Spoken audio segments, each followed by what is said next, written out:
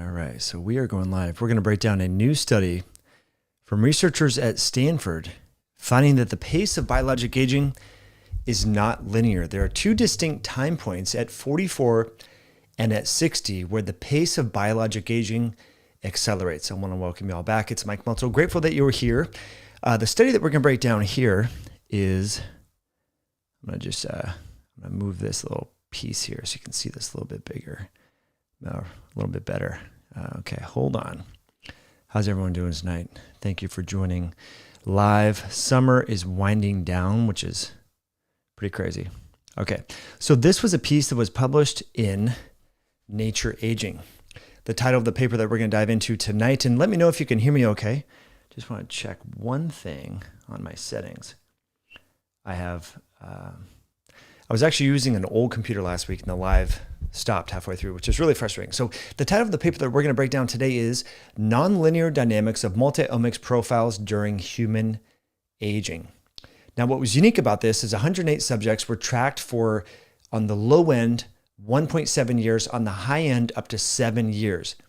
And the investigators at Stanford looked at a range of different common biomarkers, which we're going to dive into today, including glucose, blood urea nitrogen, red blood cell distribution width. I believe they looked at serum creatinine, as well as a few other biomarkers.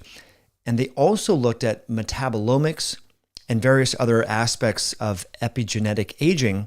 And I recently got my test done through True Diagnostics. I'll share with you that a little bit later if you're interested. But I think this is just really interesting. And you know what the investigators talk about here, Michael Snyder was one of the lead investigators of this study.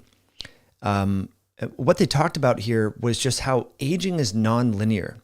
And I think this is really important. And they also talked about how diet, nutrition, exercise, and lifestyle impact the pace of aging.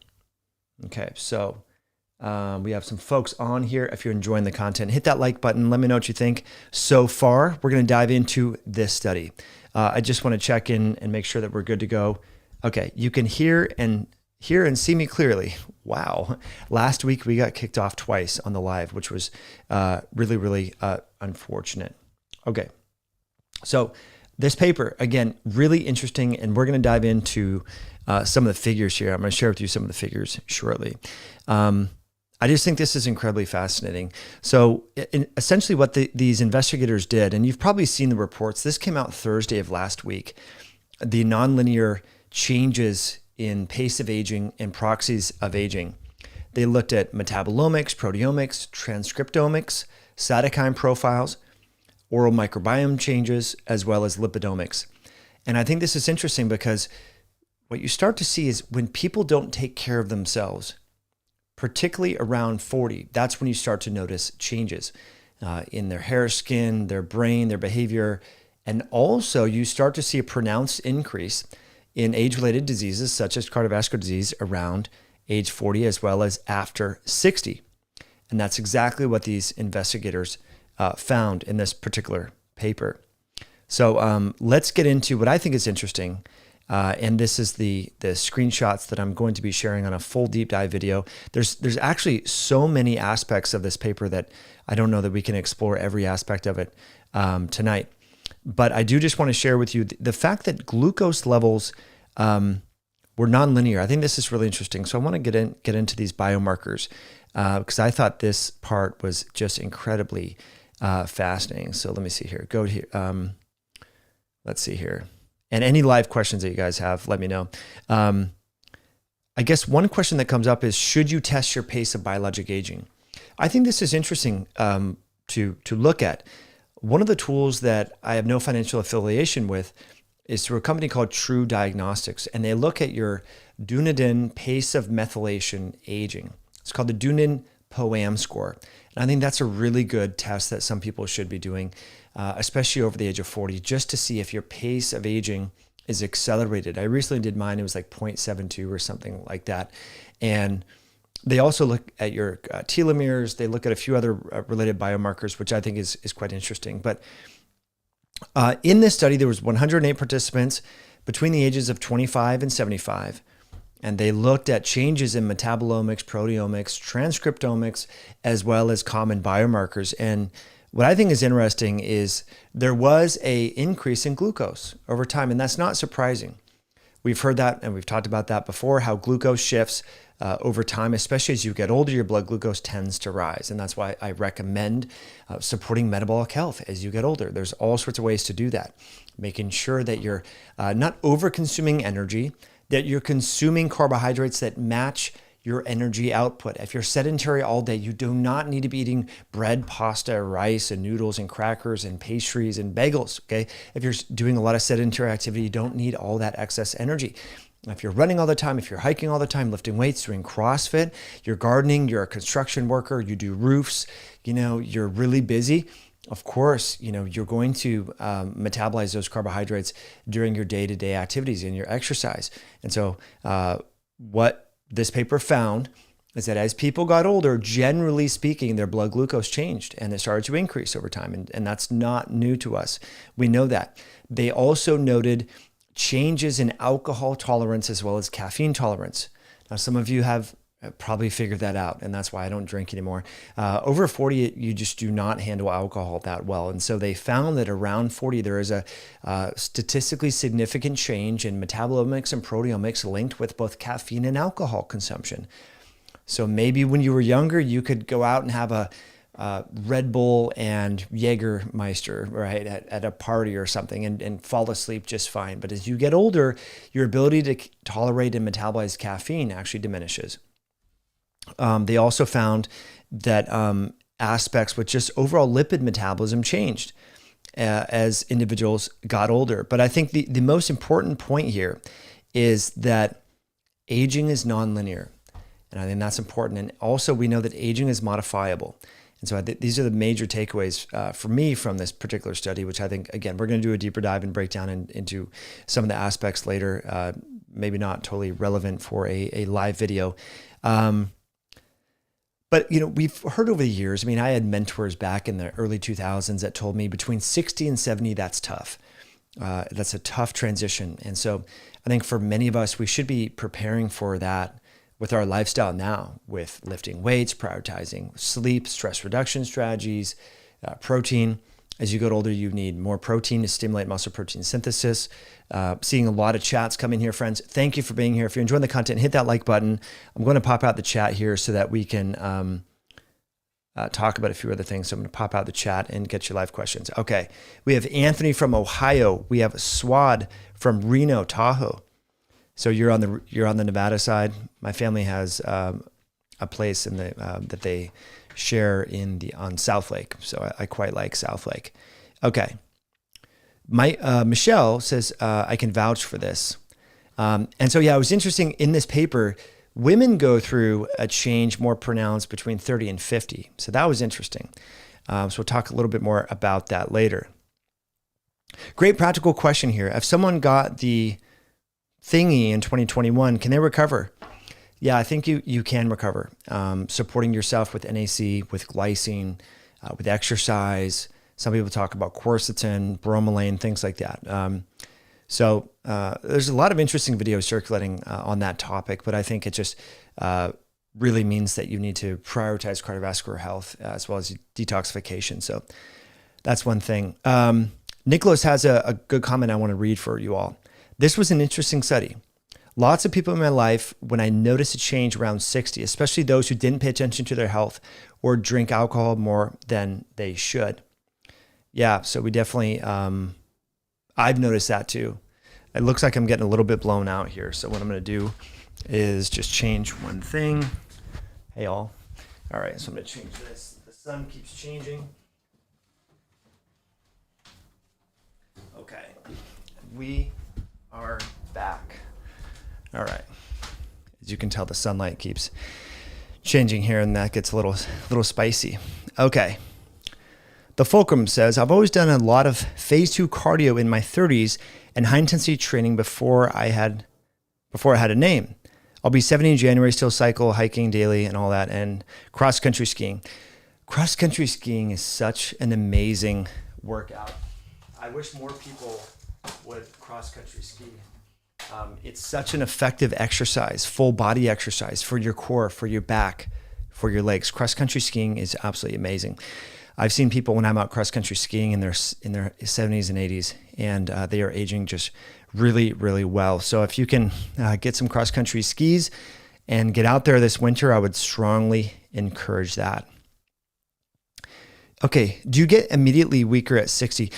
I want to just touch on that. This study didn't say that people just get immediately weaker, but they did notice, they noticed pronounced changes in metabolomics, proteomics, and trypscomics, and that is the genetic expression of various genes, changed. There were significant changes around 44 and around 60. So I think that's important to understand. And so what does that mean for all of us here? What does this analysis mean? It means that we age non-linearly, and that our diet, our lifestyle, our environmental stressors, our inputs into this exposome, all these different things that we're exposed to, good and bad, what that does is that changes how we age and how we'll look and how we'll feel about our decisions as we get older. And it seems that if you want to feel good and healthy and you want people to look at you and say, hey, what are you doing? That eating a whole foods-based diet, avoiding processed foods, going to bed at the same time every night, waking up at the same time every morning, managing your stress, having meaning and purpose, and invigorating conversations with people in your life. I think being involved in sport and staying active, really important. Obviously being exposed to nature, really important. So that's essentially, those are my takeaways, from this study. But I want to know from you, did you notice any changes around 44? I'm not there yet, but it is interesting that people are noticing. And I have heard other people talk about this. Around 44, something sort of happened. And then might notice more brain fog or more changes in that regard. But I'd love to hear from you. Mason has a question. How many grams of protein per day to build muscle over 50? Yeah, so protein really comes down to your ideal body weight. I mean, that's what most of the research shows. And then your activity level. So if your ideal body weight, let's just say, is 180 pounds, try to have around 180 grams of protein per day. And if you're new to working out, this is interesting. I don't think a lot of people know this. When you're new to exercise, you need a little bit more protein. So if you just started training, at 44, you might need a little bit more. So maybe aim for 200, 220 for a little bit. Okay. Timbo says, I once sat outside a store that only sells cigarettes. Everyone who went in there looked like they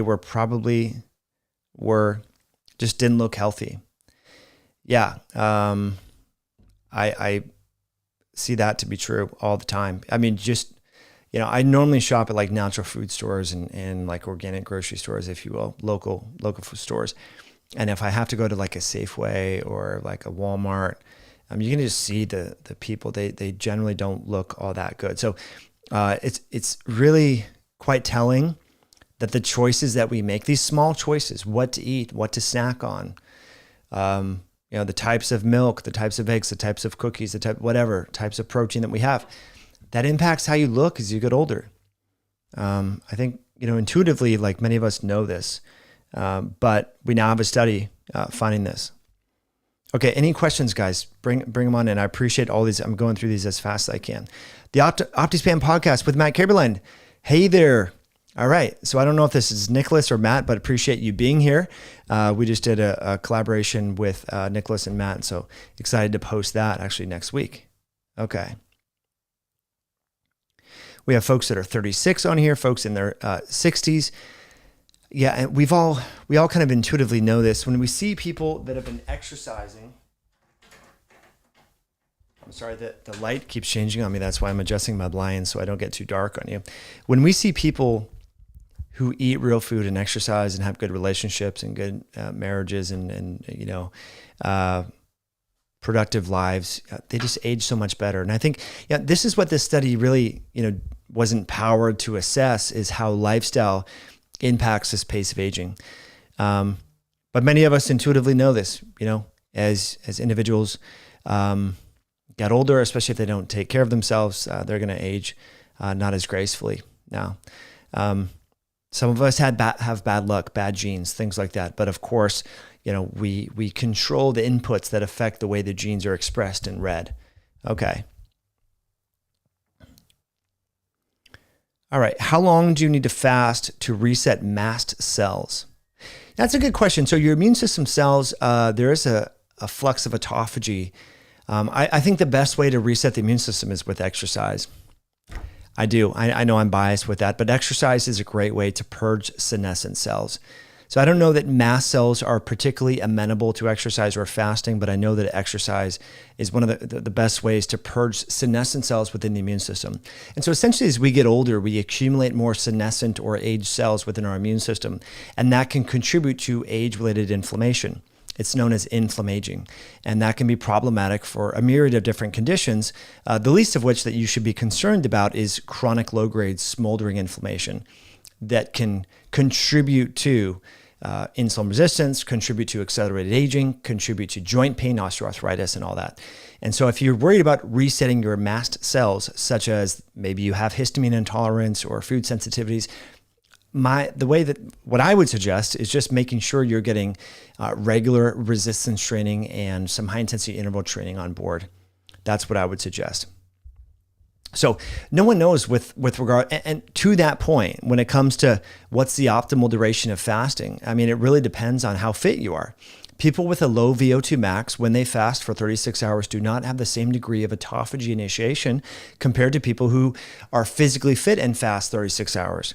At just 24 hours, people who have a high VO2 max because they exercise have a much more pronounced increase in autophagy proteins compared to people who are sedentary and are fasting for longer.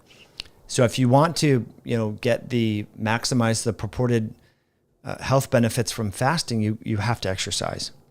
It's a great question. Marco says, "Hey Mike, besides lifestyle, what additional supplements should we consider to counteract the milestones?" So you all know I'm biased. I co-founded Myoscience Nutrition, but two of the supplements that I personally take and I feel have an impact on aging is berberine hydrochloride and N-acetylcysteine, as well as glycine. And so I take berberine at night. It's a very easy way to just kickstart your fast and on a practical level, help curb food cravings. So you can go to Myoscience, check out, there's close to 400 reviews on the Berberine Fasting Accelerator. It's on Amazon as well. NAC and glycine, though, what's unique about that is scientists at Baylor University have been studying the effects of combining NAC, which is the acronym for the amino acid cysteine, and acetylcysteine specifically, pairing that with the amino acid glycine that's found, it's ubiquitous, it's everywhere. But these are the two rate-limiting amino acids to make the primary antioxidant molecule in your body, known as glutathione. And it turns out that as we get older, and this paper talked about that you tend to accumulate more oxidative stress. And so supporting oxidative metabolism, glutathione metabolism sort of makes sense as you get older. So those are the two things that I recommend. I also take vitamin D, I take vitamin K, and I recommend those for my clients. Okay, so there's a question here. Can a diabetic or a person on blood thinners benefit from vitamin K2 MK7? This is complex, and it's a question that I'm not sure that legally I can actually answer. I think a lot of people get into trouble making recommendations. For individuals on Coumadin and warfarin, they're very scared of taking vitamin K. But there's pretty good research to show that those individuals would actually benefit from vitamin K. Low doses, of course. Because it turns out that Coumadin and warfarin interfere with vitamin K metabolism. And so we know that vitamin K has other roles outside of hemodynamics and blood clotting cascades. So it makes sense to me that you would want to support vitamin K, especially if you're not getting it from your diet. Okay, so those are my suggestions, but I would encourage you to go look in PubMed and look at the menaquinone metabolism and go to PubMed and type in menaquinones or menaquinone 4, menaquinone 7, and Coumadin, and see what comes up. That's what I would suggest. That's going to be my suggestion. All right. It seems that dairy protein is not that bad for some cheeses. I'm not sure I understand that question. I think that was from Castellus. Yeah, so dairy protein, raw dairy, I mean, it depends on the person, but I think raw dairy has a lot of health benefits. I really do. Good research on raw dairy. So but yeah, I mean, as long as you're not lactose intolerant and having challenges in that regard. Okay, Daniel says, hey, Mike, does consuming boron, glycine, and hydrolyzed collagen help with aging? By the way, does red meat consumption, is it linked with prostate cancer? You know, there's so much epidemiological. Okay, I adjusted my blinds again in case you haven't been watching this whole time. The sun keeps changing here. So most of the data that we have linking red meat with any chronic condition is based upon observational studies, epidemiological studies. And as you likely know, these studies are not powered to suss out the direction of causality. They're just not designed to do that. The only way that you can prove cause and effect is through a randomized controlled trial. Observational studies, these epidemiological studies, food frequency questionnaires, they can't figure out whether or not a certain food can cause cancer, right? Because these studies are not designed to assess quantity, right? These food frequency questionnaires just say, hey, Sally, how many blueberries do you have a week? What, a handful, 2 handfuls, 3 cups, 1 gram, 10 grams, 200 grams? Like, they're not designed to assess quantity. And many of these epidemiological studies do not have a pre-specified hypothesis. They're just allowing these random correlations to occur. And there's all sorts of websites. I think one is spuriouscorrelations.com. You can correlate red meat consumption and lightning strikes. I'm sure there's a correlation with people, but does that matter? Does that mean that if you eat red meat, you're more likely to be struck by lightning on a practical level? No. But there's all these spurious correlations out there, and that's the problem. David Clearfield talks about this in a paper that I can share with you if you're interested. I don't have it on my fingertips in the moment. So this idea that these epidemiological studies are linking red meat with prostate cancer, you know, even if you look at the correlation or and most of these studies look at that relative risk within the study group, not absolute risk.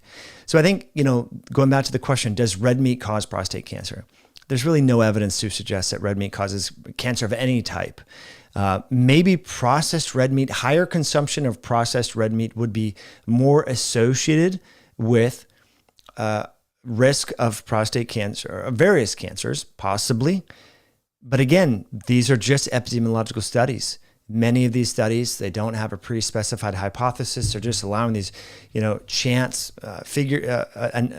associations to occur. And as you go to websites like spuriouscorrelations.com, there's all sorts of crazy correlations out there that have no practical real-world significance. And again, these studies, epidemiology is an incredibly inaccurate way to assess nutrition. It just is, because people have other confounding factors. You know, people that are more likely to eat hot dogs are going to eat the hot dog bun. They're more likely to have the French fries and the onion rings when they're eating the hot dog. So is it the hot dog, the processed red meat that's causing the cancer, or is it the onion rings and the processed white bread that is accompanying the hot dog? It's impossible to suss this out with an epidemiological study. And so that's why you need randomized controlled trials, of which, by the way, we have none. There's not a single randomized controlled trial showing that red meat causes cancer. 0. And so I think that's important that people understand that. So when you're hearing about all these correlations, and this study said this and this study said that, it's an epidemiological study where individuals are sent food frequency questionnaires that are inherently inaccurate. Even nutritional epidemiologists know this. They know that these studies are inaccurate, but yet they still get published in New England Journal of Medicine, in Lancet, in all these high-impact journals. Okay, great question, by the way. Any tips on getting back to a good night's sleep regularly after a weekend? So I'm getting back to this one. It went away here. After a weekend of not sleeping at all. Okay, I think staying off screens near bedtime, eating 2 to 3 hours before desired bedtime, making sure you're not having caffeine within 12 hours of desired bedtime, and making sure you have good exercise. You know, the easiest way to create sleep pressure is to exercise. You know, I mean, or try reading a book, you know, that'll create some sleep pressure. But we need to think about sleep pressure and the way to sort of build up that adenosine so that you're tired. And part of doing that is, in my opinion, exercise is a great tool. All right. Okay, great question. Daniel, What is the root cause of hyperthyroidism and how do you treat it? Yeah, thyroid issues. I mean, if I knew the root cause of all thyroid issues, I wouldn't be making YouTube videos anymore. I'd be retired somewhere, Daniel. I can't tell you the root cause of all hyperthyroidism, but I can tell you that there's an imbalance within the immune system, and there's policeman cells, if you will, within your immune system. Your T helper cells, a subset of your T lymphocytes are known as T regulatory cells. And people with autoimmunity tend to have a dearth or a lack of healthy T regulatory cells. And most of this actually comes from, believe it or not, being overweight or being obese, having too much body fat mass. And it turns out that body fat, belly fat specifically helps to, where it just releases leptin, and leptin causes these T regulatory cells to become imbalanced. And that can create a skewed immune profile that can create this friendly fire that we call autoimmunity. And you're speaking specifically about hyperthyroidism. This could be hypothyroidism as well. And so I think in the context of Graves' disease specifically, there's an imbalance within the immune system. The T lymphocytes get imbalanced, and part of that could be a consequence of being metabolically unhealthy. And so just a small plug, one tool that we recommend, you guys were asking about supplements that I suggest and take and recommend for aging. Berberine hydrochloride, the Berberine Fasting Accelerator by Myoscience. I'll put links in the description below. Really effective. And acetylcysteine and glycine. That's a great amino acid combination to help support oxidative stress as you get older. Another question we have here. Sandra says, I'm interested to hear your insights on the study. Well, I think the major insight here is that aging is nonlinear, and there are pronounced transcriptomic, proteomic, and metabolomic changes around 44 and 60. And so that means that, if by 40 you haven't cleaned up your diet, you're in for a world of hurt when it comes to how you're going to age. And that really, it impacts your brain, your cognition, your mood, your energy, your muscle tone, your facial structure, right? Your collagen in your face, everything, hormone levels. And so I think that's really important. So it means that after 40, you can't be binge drinking, smoking cigarettes, eating fast food, going to bed at 2 a.m. and stuff like that. You got to clean up your lifestyle. That's what it means to me, in my opinion. Okay.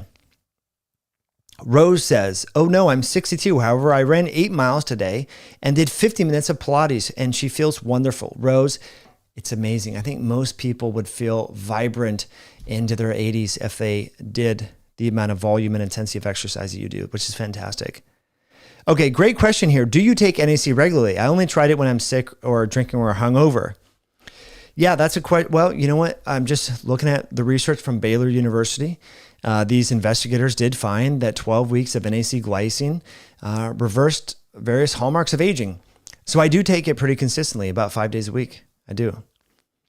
Now I'm biased, of course, because this is a product that I've formulated myself and quite like, but the research does show that it's quite effective. Now you could take breaks. You don't have to take it every day.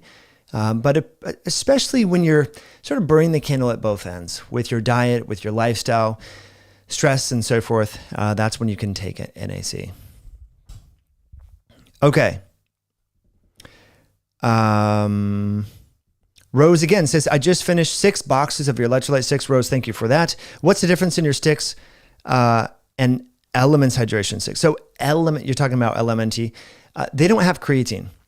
So that's the thing. So, and they used artificially brined sodium. So the Myoscience Electrolyte 6, if you're new to them, each serving has 2.5 grams of pure creatine, the cleanest creatine on the market, made in Germany. Number one, creatine. Why would you care about creatine? Number one, it helps support cellular hydration. Number two, it helps with sports performance. Number three, most people are not getting enough creatine. If you're just eating chicken and vegetables and carrots and stuff, you're not getting creatine. There's not even enough creatine in eggs. Creatine is mostly found in red meat. Creatine is a conditionally essential micronutrient that is very important for energy production at the cellular level. It helps with cognition, with focus, with mental clarity. It actually, someone had, I think it was Rose or someone else asked about, how do you get a good night's sleep after 2 nights or a whole weekend of poor sleep? Well, creatine helps offset cognition linked with sleep deprivation. This was a study that we reviewed recently. Creatine really helps with mental focus and mental clarity in particular after sleep deprivation. So creatine does a lot of great things. I think there's a lot of confusion about creatine. Most importantly, if you exercise or if you live in a hot environment where you sweat, creatine helps tug water into your muscle tissue. That's great. But also the electrolytes enhance the absorption of creatine. So they work together because most people take electrolytes to support hydration. Creatine is the most effective tool, I think even above electrolytes, in terms of bringing water into your cells to help make sure your cells are hydrated. If anyone knows about bioimpedance testing, BIA testing, you can tell someone who's healthy because they have more water in their cells, in their muscle tissue. That's the characterization. It's called phase angle in the muscle tissue. And so you want more water in your cells. And so creatine just helps with that. So you asked about LMNT, all the other electrolytes out there, they don't have significant amounts or any creatine. So for the same price, you're getting creatine, you're getting real hand harvested salt, you're getting magnesium, potassium, and taurine. So that's the main difference. So again, pre-workout, intra-workout, they work really well. Okay, love the questions today. Guys, grateful that you're here. Are you enjoying this content? It's fun when we can just chat like this. I really like this. Okay, got time for a few more questions. Oh my gosh, I love this question. Does creatine make you lose your hair? No. Creatine does not. Creatine doesn't affect your hormones. I don't know where I get passionate about this. This is the dumbest. Your comment's great. I'm not saying, but this myth is so dumb. Creatine doesn't impact dihydrotestosterone or hair follicle cell health whatsoever. Creatine helps donate a phosphate molecule to help rephosphorylate and make cellular energy. It's totally involved in energy and hydration. It has nothing to do with hormones. So let me just add some context here. There was one study in rugby players that found that when they took creatine, they increased their strength, their muscle mass, sports performance, and all that. They also increased their DHT, dihydrotestosterone. And so some people took that study and said, see, you don't want to take creatine because it will cause hair loss. No, these people got bigger and stronger. And as a benefit of that, their hormones increase. We want healthy levels of hormones. DHT will increase if you start crushing it in the gym. You will increase your testosterone and you will increase your dihydrotestosterone. Could that maybe exacerbate any predisposed genetic predisposition towards hair loss? Maybe. But what, do you want a few extra hair follicles or do you want to be metabolically healthy? That's the question. If you're really monomaniacally focused on preserving every single hair follicle for your entire life, maybe you should get castrated. I don't recommend getting castrated, but I mean, is that really what we're talking about here? As you just have heard about with regards to aging, we want to preserve muscle mass as we get older. This is linked with optimal lifespan. There's a whole concept in aging and longevity research known as strength span. We want to preserve strength. Creatine helps you do that. By the age of 50, 50% of the population has lost 50% of their hair follicles. As you get older, you're going to lose your hair. You're just going to do it. It just happens for both men and women. Is creatine going to accelerate that to any significant degree? No. It might transiently increase DHT because you're having a better workout. I don't know about you, but I'd trade a better workout for a few hair follicles all day long. So that's just, I get excited about this because these myths are just crazy out there. So no, creatine doesn't cause you to lose your hair, friends. It doesn't. It helps support cellular hydration. It helps with strength and performance, and it might help you stay hydrated during hot exercise. And just small plug, that's why we put it in the electrolyte sticks by Myoscience. The only high potency creatine and electrolyte combination out there. You can save with the code podcast at checkout over at myoscience.com. Okay. What's the benefits of magnesium taurate? Yeah, I've been in contact with this raw material vendor. This is a really cool new magnesium. We're going to bring this on. I think this is really cool. So the benefits are probably better absorption, plus taurine's cool. Taurine's a chrononutrient that has a lot of benefits. Okay. I take cyclinate and malate. Is that a form of magnesium? You meant glycinate, I think. Yeah, the magnesium malate is in the electrolyte sticks. That's a form. Okay. Friends, I'm grateful that you tuned in. I'm going to address your other questions here in another video.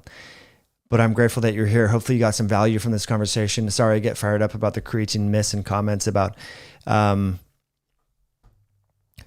a question here. Sorry, I'll finish that up. Eat red meat, then not isolated supplement. It's a great point. A lot of people are scared of red meat. That's why they should supplement with creatine. But even if you do eat red meat, taking supplemental creatine around exercise has been shown to help increase sports performance. So most people are not having a ribeye steak before they go to the gym. Some people are, and if you do, that's great, but most people are not. And so having that around exercise can help with your strength and performance. So anyway, grateful that you're here. Again, if you enjoyed the content, hit that like button. We'll talk more about this study in greater detail down the road, and hope you all have a great day, great evening. Catch you soon. Bye.